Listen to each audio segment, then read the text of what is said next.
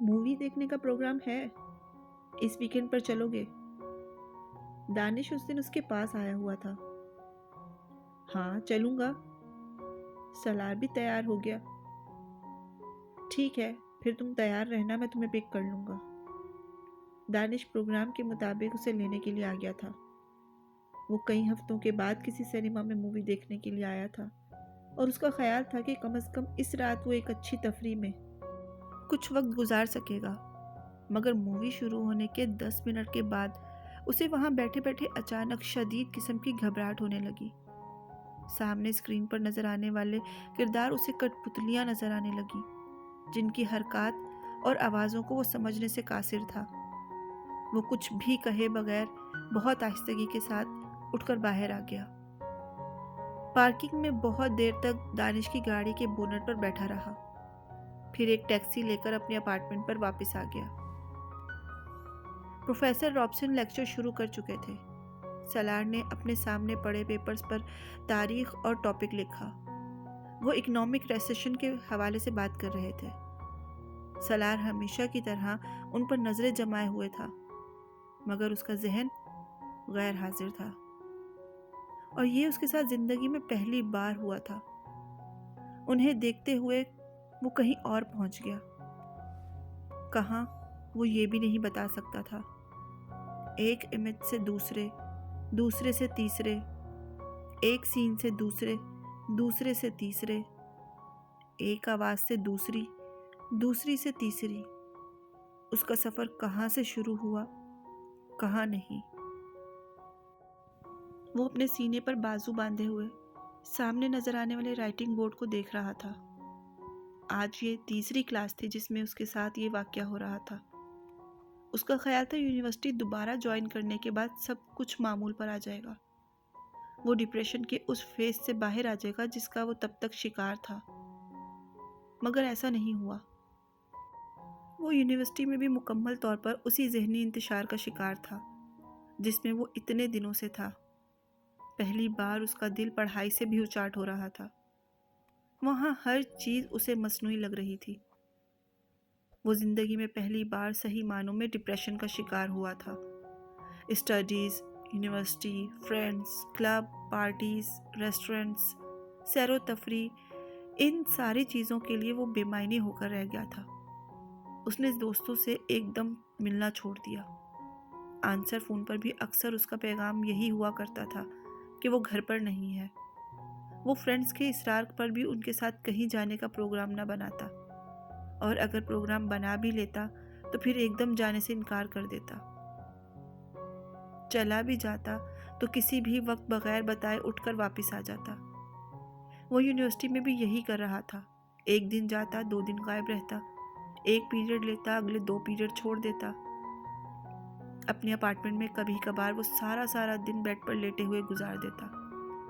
बाज़ दफ़ा वो फिल्म देखना शुरू करता तो 1.5 घंटे के बाद भी उसकी समझ में नहीं आता था कि वो क्या देख रहा है। टीवी चैनल्स घुमाते हुए भी उसकी वही कैफियत रहती। उसकी भूख खत्म हो गई थी। वो कुछ भी खाना शुरू करता तो एकदम उसका दिल डूब जाता और वो उसी तरह उसे छोड़ देता। बाज़ दफ़ा तो पूरा पूरा दिन भी वो कुछ नहीं खाता था, सिर्फ एक के बाद दीगरे कॉफ़ी के कप अपने अंदर उंडेलता रहता। वो चेन स्मोकर तो नहीं था, मगर इन दिनों बन गया था। वो अपनी चीज़ें बहुत करीने से रखने का आदी था, मगर इन दिनों उसका अपार्टमेंट गंदगी की मिसाल था, और उसे इन बिखरी हुई चीज़ों को देखकर भी कोई उलझन नहीं होती थी। उसने अपने बहन भाइयों और वालिदैन से भी गुफ्तगू बहुत मुख्तसर कर दी। वो फ़ोन पर बोलते रहते और वो दूसरी तरफ बिल्कुल भी कुछ कहे बगैर खामोशी से सुनता रहता। हूँ या हाँ में जवाब दे देता। उसके पास उनको बताने के लिए, उनसे शेयर करने के लिए एकदम सब कुछ ख़त्म हो गया। उसे इन सारी बातों की कोई वजह मालूम नहीं थी। उसे ये बात भी मालूम थी कि उसकी इन तमाम कैफियत और हालत का ताल्लुक इमामा हाशिम से है। ना वो उसकी ज़िंदगी में आती और ना ये सब कुछ उसके साथ होता। पहले वो उसे नापसंद करता था, अब उसे इमामा से नफ़रत होने लगी थी। पछतावे का जो हल्का सा एहसास कुछ अरसा उसके साथ था, اب وہ بھی غائب ہو گیا۔ اس کے ساتھ جو ہوا ٹھیک ہوا، میں نے اس کے ساتھ جو بھی کیا ٹھیک ہی کیا، اس کے ساتھ اس سے بھی زیادہ برا ہونا چاہیے تھا۔ وہ خود بخود اپنے آپ سے کہتا رہتا۔ اسے امامہ ہاشم کی زبان سے نکلے ہوئے ہر لفظ، ہر حرف، ہر جملے سے نفرت تھی۔ اسے اس کی باتیں یاد آتی تو اس کی نیند غائب ہو جاتی، ایک عجیب سی وحشت اس کو گھیر لیتی۔ اس نے اس رات جن باتوں کا مذاق اڑایا تھا، اب ہر وقت اس کے کانوں میں وہ باتیں گونجنے لگی۔ کیا میں پاگل ہو رہا ہوں؟ کیا میں اپنے ہوش و حواس آہستہ آہستہ کھو رہا ہوں؟ کیا میں شیزوفرینیا کا شکار ہو رہا ہوں؟ بعض دفعہ اسے بیٹھے بیٹھے خوف محسوس ہونے لگتا۔ ہر چیز بے مقصد عیاں کر رہی تھی۔ وہ کہاں تھا؟ کیا تھا؟ کیوں تھا؟ کہاں کھڑا تھا؟ کیوں کھڑا تھا؟ اسے ہر وقت یہ سوالات تنگ کرنے لگے۔ کیا ہوگا اگر میں ییل سے ایک MBA کی ڈگری لے لوں، بہت اچھی جاب مل جائے، کوئی فیکٹری شروع کر لوں گا، پھر کیا یہ وہ کام تھا جس کے لیے مجھے زمین پر اتارا گیا؟ 150 سے زیادہ IQ لیول کے ساتھ۔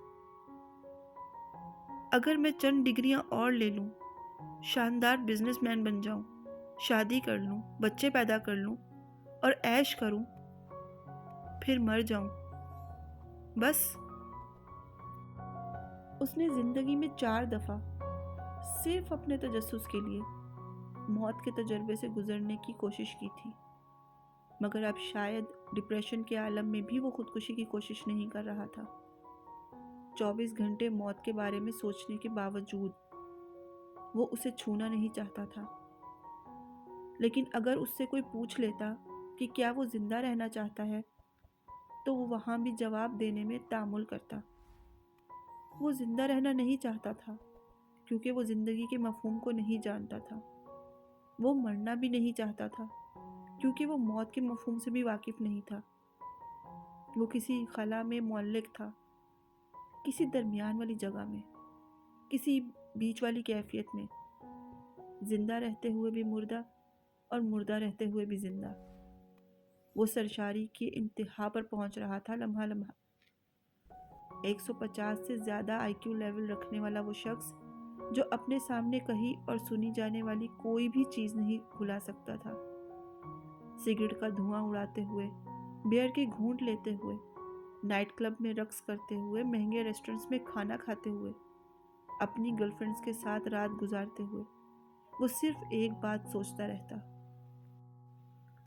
عیش اور آسائش، شاندار لباس، بہترین خوراک، اعلیٰ ترین سہولتیں، 60-70 سال کی زندگی، اور پھر اس کے بعد اس کا کوئی جواب نہیں ہوتا، مگر اس پھر کی وجہ سے اس کی زندگی کے معمولات بگڑ گئے تھے۔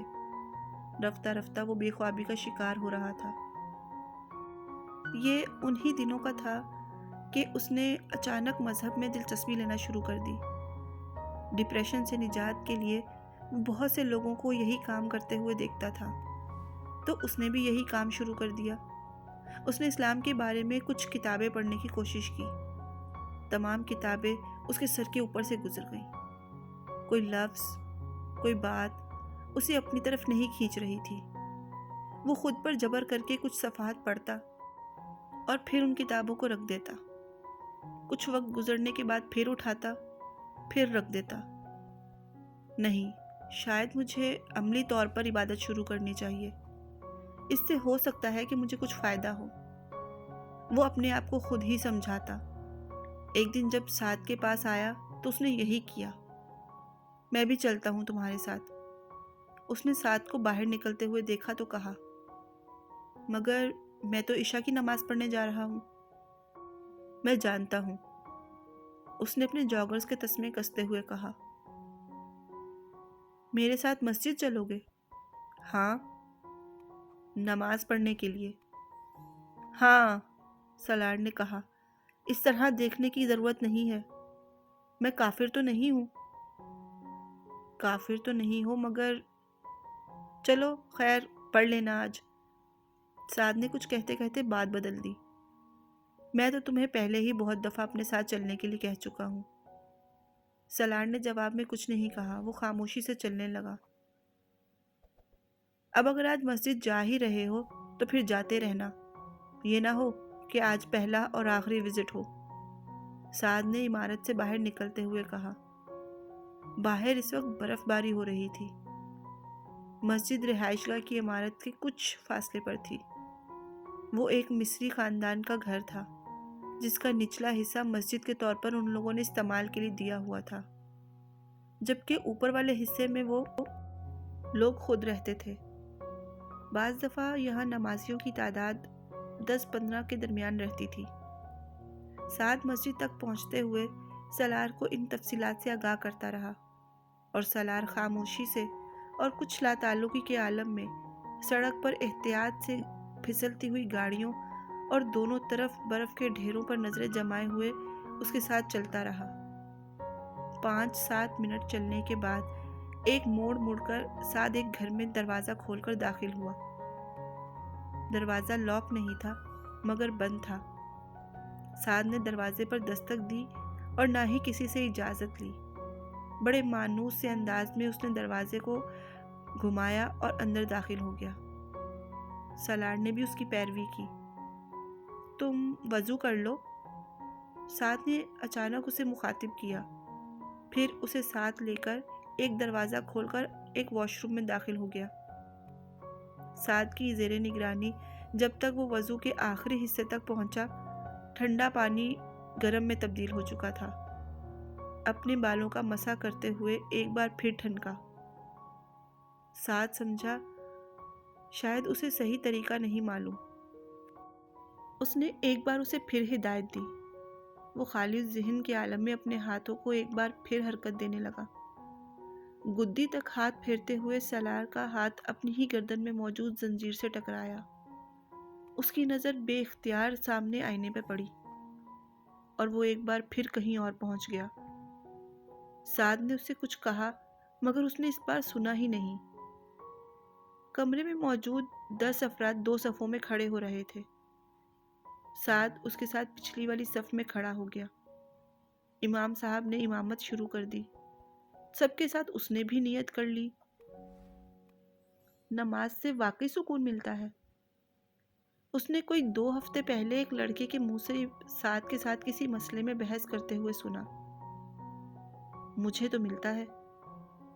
میں تمہاری بات نہیں کر رہا، میں سب کی بات کر رہا ہوں۔ سب کو ملتا ہے؟ اس لڑکے نے پوچھا۔ یہ منحصر کرتا ہے کہ سب کتنا انوالو ہو کر نماز پڑھ رہے ہیں۔ سالار نے بڑے اکتائے ہوئے انداز میں ان کی بحث کسی مداخلت یا تبصرے کے بغیر سنتا رہا۔ اس وقت وہ لاشعوری طور پر نماز میں انہماک پیدا کرنے کی کوشش کر رہا تھا۔ سکون۔ میں واقعی دیکھنا چاہتا ہوں کہ نماز سے سکون کیسے ملتا ہے۔ اس نے رکوع میں جاتے ہوئے اپنے دل میں ہی سوچا۔ پھر اس نے پہلا سجدہ کیا۔ اس کے اضطراب اور بے چینی میں یکا بہ یک اضافہ بڑھ گیا۔ جن الفاظ کو وہ امام صاحب کی زبان سے سن رہا تھا وہ بہت مانوس لگ رہے تھے۔ جو لوگ اس کے ارد گرد کھڑے تھے وہ اسے ناآشنا لگ رہے تھے۔ جس ماحول میں وہ موجود تھا وہ اسے غیر فطری لگ رہا تھا، اور جو وہ کر رہا تھا وہ اسے منافقت محسوس ہو رہی تھی۔ ہر سجدے کے ساتھ اس کے دل و دماغ کا بوجھ بڑھ رہا تھا۔ اس نے پہلی 4 رکعتیں بمشکل ختم کی۔ سلام پھیرنے کے دوران اس نے اپنے بائیں جانب ایک ادھیڑ عمر شخص کے گالوں پر آنسو دیکھے۔ اس کا دل وہاں سے بھاگ جانے کو کیا۔ وہ سوچ کڑاکے کر کے پھر ایک بار کھڑا ہو گیا۔ اس نے ایک بار پھر نماز میں پوری طرح منہمک ہونے کی کوشش کی۔ اس بار میں پڑھی جانے والی آیات کے بارے میں غور کروں گا، شاید اس طرح۔ اس کی سوچ کا تسلسل ٹوٹ گیا۔ نیت کی جا رہی تھی۔ اس کا دل مزید اچاٹ ہو گیا۔ سر کا بوجھ بڑھتا جا رہا تھا۔ اس نے آیات کے مفہوم پر غور کرنے کی کوشش کی۔ الحمدللہ رب العالمین سورہ فاتحہ کی تلاوت شروع ہوئی۔ الرحمن الرحیم۔ اس نے توجہ مرکوز رکھنے کی پوری کوشش کی۔ مالکی یوم الدین۔ توجہ بھٹک گئی۔ ایاک نعبد و ایاک نستعین۔ اسے سورہ فاتحہ کا ترجمہ آتا تھا، اس نے چند دن پہلے ہی پڑھا تھا۔ اہدنا الصراط المستقیم، سیدھا راستہ۔ اس نے ذہن میں دہرایا، صراط المستقیم، سیدھا راستہ۔ اس کا دل چاہا وہ وہاں سے بھاگ جائے۔ اس نے وہاں نماز جاری رکھنے کی ایک آخری کوشش کی۔ صراط الذین انعمت۔ اس کا ذہن ایک بار پھر پیچھے گیا۔ علیہم غیر المغضوب علیہم ولا الضالین۔ اس نے اپنے بندھے ہوئے ہاتھ کھولے۔ وہ آخری صف میں کھڑا تھا۔ بہت آہستگی سے چند قدم پیچھے گیا اور صف سے نکل گیا۔ یہ کام میں نہیں کر سکتا، میں نماز نہیں پڑھ سکتا۔ اس نے جیسے اعتراف کیا ہو۔ بہت خاموشی کے ساتھ وہ پیچھے ہوتا گیا۔ باقی سب لوگ اب رکوع میں جا رہے تھے اور وہ مڑ کر دبے قدموں مگر تیز رفتاری سے باہر نکل گیا۔ مسجد سے باہر نکلتے ہوئے اس کے جاگرز اس کے ہاتھ میں تھے۔ غائب دماغی کے عالم میں وہ باہر سیڑھیوں سے کھڑے ہو کر چند لمحے ادھر ادھر دیکھتا رہا۔ اس کے بعد وہ سیڑھیاں اتر گیا۔ پاؤں میں جرابیں اور ہاتھ میں جاگرز پکڑے وہ خالی ذہن کے عالم میں عمارت کی عقبی دیوار کی طرف بڑھ گیا۔ وہاں بھی ایک اور دروازہ اور کچھ سیڑھیاں نظر آئیں، مگر وہ سیڑھیاں برف سے اٹی ہوئی تھی۔ دروازے پر موجود لائٹ بھی روشن نہیں تھی۔ اس نے جھک کر سب سے اوپر والی سیڑھی کو اپنے جاگرز کے ساتھ صاف کیا۔ برف صاف کرنے کے بعد وہ وہاں بیٹھ گیا۔ کچھ دیر پہلے ہونے والی برف باری اب ختم ہو چکی تھی۔ اس نے سیڑھی پر بیٹھ کر اپنے جاگرز پہنے، تسمے کسے اور ایک بار پھر سیدھا ہو کر دروازے سے ٹیک لگا کر بیٹھ گیا۔ اس کے دونوں ہاتھ جیکٹ کی جیبوں میں تھے۔ جیکٹ کے ساتھ لگی ہوئی ہڈ کو وہ سر پر پہن چکا تھا۔ سامنے سڑک پر اکا دکا گاڑیوں کی آمد و رفت تھی۔ وہ سیڑھیوں پر اپنی ٹانگیں پھیلائے، اپنی پشت دروازے سے ٹکائے، ان اکا دکا گاڑیوں اور فٹ پاتھ پر چلنے والے لوگوں کو دیکھنے لگا۔ وہاں سرد اور کہر آلود رات میں کھلے آسمان کے نیچے بیٹھے ہوئے وہ کچھ دیر پہلے مسجد کے گرم کمرے میں زیادہ سکون محسوس کر رہا تھا، یا کم از کم بہتر محسوس کر رہا تھا۔ اس نے جیب میں ہاتھ ڈال کر لائٹر نکال لیا اور اسے جلا کر اپنے پاؤں کے قریب سیڑھیوں پر پڑی ہوئی برف کو پگھلانے لگا۔ کچھ دیر تک وہ اسی سرگرمی میں مشغول رہا، پھر جیسے اس نے اکتا کر لائٹر دوبارہ جیب میں ڈال لیا۔ جس وقت وہ سیدھا ہوا اس نے اپنے بالکل سامنے ایک عورت کو کھڑا پایا۔ وہ یقیناً اس وقت وہاں آ کر کھڑی ہوئی تھی جس وقت وہ سیڑھیوں پر جھکا اپنے دونوں پاؤں کے درمیان موجود برف کو لائٹر سے پگھلا رہا تھا۔ وہ نیم تاریکی میں بھی اس کے خوبصورت چہرے کی مسکراہٹ کو دیکھ سکتا تھا۔ وہ منی اسکرٹ اور ایک مختصر بلاؤز میں ملبوس تھی۔ اس نے فر کوٹ پہنا ہوا تھا اور اس کوٹ کے آگے سے دانستہ طور پر اس کو کھلا چھوڑا گیا تھا۔ وہ فر کوٹ کی دونوں جیبوں میں ہاتھ ڈالے سالار کے سامنے بالکل بڑے اسٹائل سے کھڑی تھی۔ سالار نے سر سے لے کر پاؤں تک اسے دیکھا۔ اس کی لمبی ٹانگیں اس سردی میں بھی برہنہ تھیں اور اس کے عقب میں موجود دکانوں کی روشنیوں کے یکے بعد دیگرے بیک گراؤنڈ میں اس کی ٹانگیں بہت خوبصورت نمایاں ہو رہی تھی، اور اس کی ٹانگیں بہت خوبصورت تھی۔ کچھ دیر تک ان سے نظریں نہیں ہٹا سکا۔ اس عورت کے پیروں میں بوٹ نما ہائی ہیل کے جوتے تھے۔ سالار حیران تھا کہ وہ برف کے اس ڈھیر میں ان جوتوں کے ساتھ کس طرح چلتی ہوگی۔ I charge 50 for 1 hour، اس عورت نے بڑے دوستانہ انداز میں کہا۔ سالار نے اس کی ٹانگوں سے نظریں ہٹا کر اس کے چہرے کو دیکھا۔ اس کی نظریں ایک بار پھر اس کی ٹانگوں پر گئی۔ کئی سالوں بعد پہلی بار اسے کسی پر ترس آیا۔ کیا مجبوری تھی کہ وہ اس برف میں بھی اس طرح کی برہنہ پھرنے پر مجبور تھی، جبکہ وہ اس موٹی جینس میں بھی سردی کو اپنی ہڈیوں میں گھستے ہوئے محسوس کر رہا تھا۔ اوکے $40۔ اس کو خاموش دیکھ کر اس عورت کو اندیشہ ہوا کہ شاید وہ قیمت اس کے لیے قابل قبول نہیں تھی، اس لیے اس نے فوراً اس میں کمی کر دی۔ سالار جانتا تھا کہ $40 بھی زیادہ تھے۔ وہ سڑک پر $20 میں بھی 1 گھنٹے کے لیے کسی لڑکی کو حاصل کر سکتا تھا، اور وہ 35-40 سال کی تھی اور بات کرتے ہوئے محتاط نظروں سے سڑک پر ادھر ادھر دیکھ رہی تھی۔ سالار یہ بھی جانتا تھا کہ یہ احتیاط کسی پولیس یا پولیس والے کے لیے تھی۔ Okay 30، no more bargaining, take it or leave it. سالار کی خاموشی نے اس کی قیمت کو اور کم کر دیا۔ سالار نے اس بار کچھ بھی کہے بغیر اپنی جیکٹ کے اندر سے ایک جیب میں سے ہاتھ ڈالا اور وہاں سے موجود چند کرنسی نوٹ نکال کر اس کی طرف بڑھا دیے۔ اس کے پاس اس وقت والیٹ نہیں تھا۔ اس عورت نے حیرانی سے اسے دیکھا اور پھر ان نوٹوں کی طرف، اور فوراً اس کے ہاتھ سے جھپٹ لیے۔ وہ پہلا گاہک تھا جو اسے ایڈوانس پیمنٹ کر رہا تھا، اور وہ بھی $50، جبکہ وہ اپنی قیمت کم کر چکی تھی۔ تم میرے ساتھ چلو گے یا میں تمہارے ساتھ؟ وہ اب بڑی بے تکلفی سے اس سے پوچھ رہی تھی۔ نہ میں تمہارے ساتھ چلوں گا، نہ تم میرے ساتھ، بس تم یہاں سے جاؤ۔ سالار نے ایک بار پھر سڑک کی دوسری طرف موجود دکانوں پر نظر جماتے ہوئے کہا۔ وہ عورت بے یقینی سے دیکھتی رہی۔ واقعی؟ ہاں، سالار نے بے تاثر لہجے میں کہا۔ تو پھر تم نے یہ کیوں دیے ہیں مجھے؟ اس عورت نے اپنے ہاتھ میں پکڑے نوٹوں کی طرف اشارہ کیا۔ تاکہ تم میرے سامنے سے ہٹ جاؤ۔ میں سڑک کی اس پار دکانیں دیکھنا چاہتا ہوں، اور تم اس میں رکاوٹ بن گئی ہو، اس نے سرد مہری سے کہا۔ عورت بے اختیار کہکا لگا کر ہنسی۔ تم اچھا مذاق کر لیتے ہو۔ کیا میں واقعی چلی جاؤں؟ ہاں۔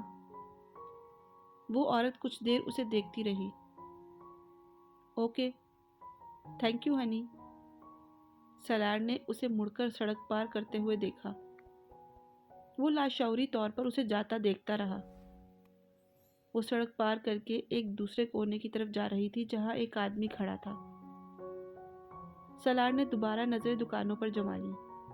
برف باری ایک بار پھر شروع ہو چکی تھی، اور وہ پھر بھی اطمینان سے وہیں بیٹھا رہا۔ برف باری اس کے سر پر بھی گر رہی تھی۔ وہ رات کے 2:30 بجے تک وہیں بیٹھا رہا۔ جب سڑک کے پار دکانوں کے اندر کی لائٹس اس نے یکے بعد دیگرے بند ہوتے ہوئے دیکھی، تو وہ اپنی جیکٹ اور جینز پر پڑی برف کو جھاڑتا ہوا کھڑا ہو گیا۔ اگر وقفے وقفے سے وہ اپنی ٹانگیں نہ ہلا رہا ہوتا تو اس وقت تک وہ اپنے پیروں پر کھڑا نہیں ہو سکتا تھا۔ اس کے باوجود کھڑے ہو کر قدم اٹھانے میں اسے کچھ دقت ہوئی۔ چند قدم کھڑا رہ کر اپنے پاؤں کو جھٹکتا رہا، اور پھر اسی طرح جیکٹ کی جیبوں میں ہاتھ ڈالے وہ وہاں سے چلنے لگا۔ وہ جانتا تھا کہ سعد نے اسے مسجد سے نکل کر بہت ڈھونڈا ہوگا۔ وہ اس کے بعد واپس آیا ہوگا۔ کہاں چلے گئے تھے تم؟ سعد اسے دیکھتے ہی چلایا۔ وہ کچھ کہے بغیر اندر چلا آیا۔ میں تم سے کچھ پوچھ رہا ہوں۔ سعد دروازہ بند کر کے اس کے پیچھے آیا۔ سالار اپنی جیکٹ اتار رہا تھا۔ کہیں نہیں گیا تھا۔ تمہیں پتا ہے کہ میں نے تمہیں کتنا تلاش کیا ہے، کہاں کہاں فون کیے ہیں، اور اب تو میں اتنا پریشان ہو چکا تھا کہ پولیس کو فون کرنے والا تھا۔ تم آخر اس طرح نماز چھوڑ کر گئے کہاں تھے؟ سالار کچھ کہے بغیر اپنے جاگرز اتارنے لگا۔ میں نے تمہیں بتایا ہے نا، کہیں نہیں گیا تھا۔ تو پھر اب تک کہاں تھے تم؟ سعد اس کے سامنے آ کے کھڑا ہو گیا۔ وہی تھا، مسجد کے پچھلے حصے میں، فٹ پاتھ پر، اس نے اطمینان سے کہا۔ واٹ؟ اتنے گھنٹے تم وہاں فٹ پاتھ پر برف میں بیٹھے رہے؟ سعد دم بخود رہ گیا۔ ہاں۔ کوئی تک بنتی ہے اس حرکت کی؟ نہیں، کوئی تک نہیں بنتی۔ سالار نے اسی طرح سیدھا بیڈ پر لیٹتے ہوئے کہا۔ کچھ کھایا ہے؟ نہیں۔ تو کھانا کھا لو۔ نہیں، بھوک نہیں ہے۔ وہ اب چھت پر نظریں جماتے ہوئے کہہ رہا تھا۔ سعد اس کے قریب بیڈ پر آ کر بیٹھ گیا۔ تمہارے ساتھ آخر مسئلہ کیا ہے؟ بتا سکتے ہو مجھے؟ سالار نے گردن کو ہلکی سی حرکت دے کر اسے دیکھا۔ کوئی مسئلہ نہیں ہے، بے تاثر لہجے میں کہا۔ میں سمجھا تم اپنے اپارٹمنٹ چلے گئے ہوگے، مگر وہاں پر بھی بار بار رنگ کرنے پر تم نہیں ملے۔ سعد بڑبڑایا۔ سالار کی نظریں اب بھی چھت پر تھی۔ اس سے بہتر تھا کہ میں تمہیں اپنے ساتھ نماز پڑھنے کے لیے لے کر ہی نہ جاتا۔ آئندہ میرے ساتھ مت جانا تم۔ سعد نے ناراضگی سے کہا۔ وہ اب اس کے بیڈ سے اٹھ گیا تھا۔ کچھ دیر تک وہ اپنا کام نپٹاتا رہا، پھر وہ نائٹ بلب آن کر کے اپنے بیڈ پر آ کر لیٹ گیا۔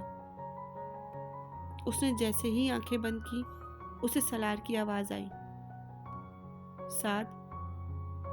ہاں۔ اس نے آنکھیں کھول دی۔ یہ صراط مستقیم کیا ہوتا ہے؟ سادہ لہجے میں پوچھے گئے سوال نے سعد کو حیران کر دیا۔ اس نے گردن موڑ کر بائیں جانب لیٹے ہوئے سالار کو دیکھا۔ صراط مستقیم سیدھے راستے کو کہتے ہیں۔ جانتا ہوں، مگر سیدھا راستہ کیا ہوتا ہے؟ سعد نے اس کی طرف کروٹ لی۔ سیدھا راستہ مطلب نیکی کا راستہ۔ نیکی کیا ہوتی ہے؟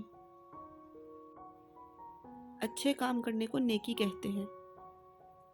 اچھا کام کوئی ایسا کام جو کسی دوسرے کے لیے کیا گیا ہو، کسی کی مدد کی گئی ہو یا کسی پر مہربانی کی گئی ہو، وہ اچھا کام ہوتا ہے۔ ہر اچھا کام نیکی ہوتی ہے۔ ابھی کچھ گھنٹے پہلے میں نے فٹ پاتھ پر ایک ہوکر کو $50 دیے، جبکہ وہ صرف $30 مانگ رہی تھی۔ اس کا مطلب ہے یہ نیکی ہوئی؟ سعد کا دل چاہا کہ وہ ایک گھونسا اس کے منہ پر مار دے۔ عجیب آدمی تھا۔